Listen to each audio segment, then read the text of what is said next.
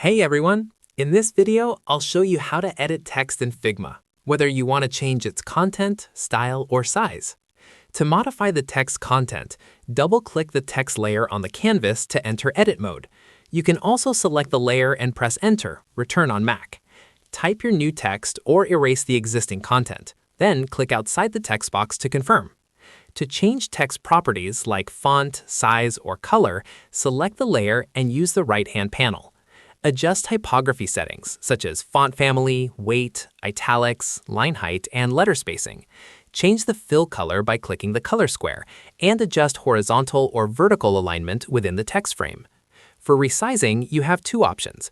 Adjust the font size in the typography panel without affecting the frame, or use the Scale tool, shortcut K, to resize both the frame and text proportionally, which is useful for groups of objects. Some extra tips.